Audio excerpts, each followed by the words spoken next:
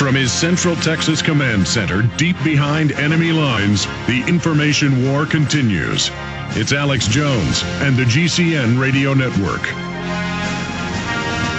We are going to plumb the depths of evil, the mindset of the elite. They don't just bring the narcotics in. They don't just push Ritalin and Prozac and other deadly drugs on kids and pregnant women and dangerous vaccines. They revel in corruption. They revel in who can be the most wicked, the most evil, the most psychopathic, the most sociopathic. Depleted uranium is used at proving sites all over the United States and all over the world. It's now being used in even smaller rifle munitions, not just Abrams tank Sabo rounds or Vulcan Warthog cannons in A-10s or in Hellfire missiles. It's being put into most munitions now. And the troops are dying.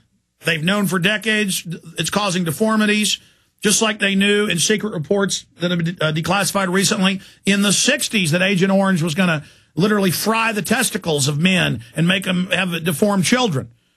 And, I mean, this is what's going on. We're going to talk to Dr. Doug Rockey here in a moment, who literally wrote the Army manuals for them on DU. They know what they're doing. They don't care about our troops. They say caring about the troops is putting them in all these fraudulent wars. So I want to get into what DU's doing. The Iraqi government's suing the U.S. over this. And we haven't talked to Dr. Rockey in over a year. I want to get all the latest developments from him. Going to Dr. Doug Rockey. What this evil system does is it uses its authority of the government and the system to do outrageous things and then just set the precedent.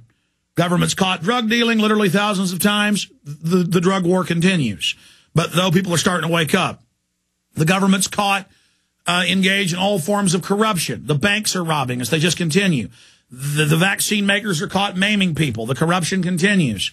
The DU being used all over the world now and in proving grounds all over the U.S. so incredibly deadly. And they knew in the late 40s it was deadly. They knew in the 80s and in the early 90s when Dr. Doug Rockey wrote the book, the manual for the Pentagon and the Army. They knew how deadly it was. And now they just say, look, when we attack a military base in Iraq or somewhere, we move troops in a week later, have them move right in next to blast points with the DU. We have people without protective gear clearing up tanks and stuff we've destroyed with it, knowing it's going to really hurt them.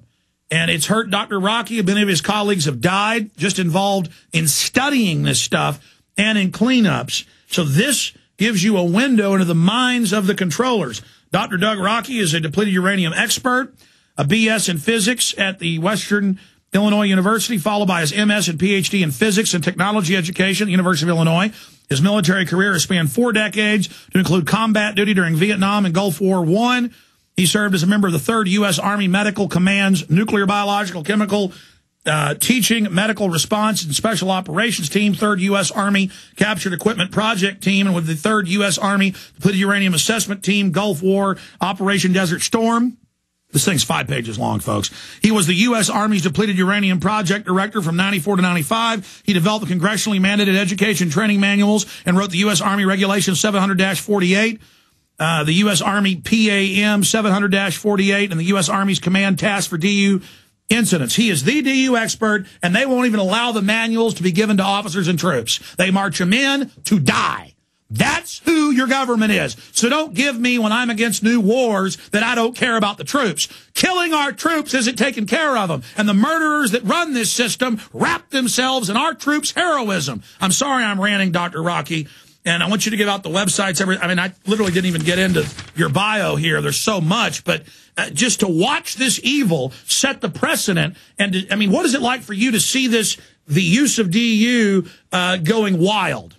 Well, I mean, it's a continuous thing, considering that the United States Army friendly fire casualties from Operation Desert Storm, who became casualties as a direct result of the use of uranium munition fired by military personnel against our own military personnel, to this day have still not got the medical care that I ordered as a theater health physicist, that was ordered by the theater medical commander, General D.Z. Zulus in Desert Storm, 1991, and it's still not being provided. And today, what bothers me the most is General Eric Shinseki is now the Secretary of the U.S. Department of Veteran Affairs. He he wrote the original order mandating medical care, environmental cleanup, and training in 1993. He signed the Army regulation that I wrote that you already quoted, and we're not getting the care that we earned. It's real simple. They just do not want to provide medical care to U.S. military personnel because you have to understand the million or so casualties we have now from the nonsense of the Persian Gulf are not as a result of bullets and bombs. They are the result of toxic exposures, primarily uranium munitions, oil well fires, pesticides, hazardous materials, and everything else. And blowing up Camisea, one of the biggest chemical weapons dumps in the world, and they know, and they just don't care. But you have to understand, Camisea was only one that we blew up. We blew up 105 of them. We made the decision to blow up all the chemical and biological weapons facilities that Iraq possessed in December of 1990. And that was because we, the U.S. military, and specifically the U.S. Army, gave them anthrax, weaponized anthrax. So we had to destroy it in place.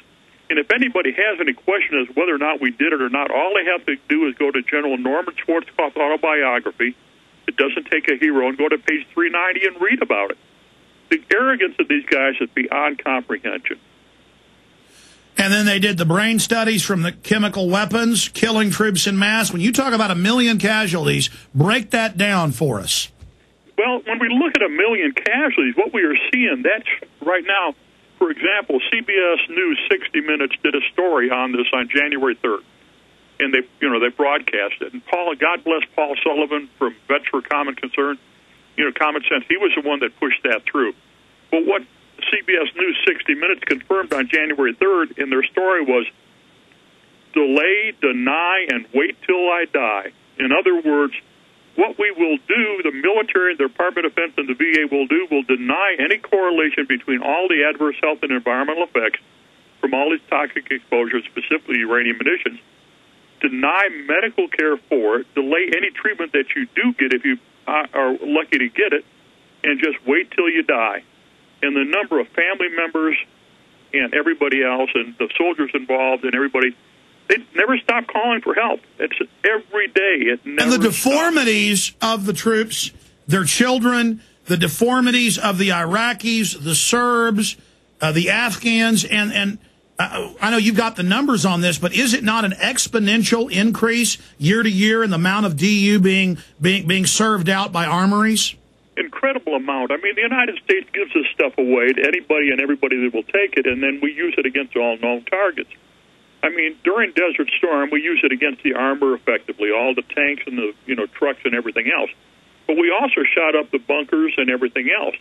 And then when we went into the Balkans in 1994, we shot up buildings and everything. Again, in the Balkans in 1991, this is in the old Yugoslavia. And Pekka Aviso, who was head of the United Nations, he actually told the U.S. Department of Defense to clean up all of these facilities they shot up. And then we continued Operation Iraqi Freedom and Enduring Freedom in Afghanistan and Iraq. We have literally, with uranium munitions, and I've got total video, total reports, we've got all of this stuff, no questions, photographs, shot up apartment buildings, hospitals, water treatment facilities, sewage sanitation plants, plus all the cars and trucks you could ever imagine. And this stuff is so extraordinarily effective. They talked about it originally when it was used for armor, but it's far more effective against a conventional house or an apartment building or a water facility than it is against a tank, because there ain't any tanks left to shoot. And then our troops move into the areas they've blown to bits. That's correct. Our troops move in, and then they're not even provided the mandatory respiratory and skin protection that is required by the U.S. Army regulation, and the U.S. Technical Bulletin provides all the specifications. But more important, the fact that our Department of Defense, the British Ministry of Defense, the Canadians and the Australians and the Israelis, I mean, you have to understand, those are the 5 countries that use this. They use it without hesitation, completely and totally disregard what the specifications are. Stay there, Dr. Rocky. I mean, basically, you might as well, after our troops have had a war, line them all up and shoot them. And that's the equivalent of this. But when they come home and die, all the people singing God Bless America, they don't want to talk to them. Just get in the coffin, shut up, and die.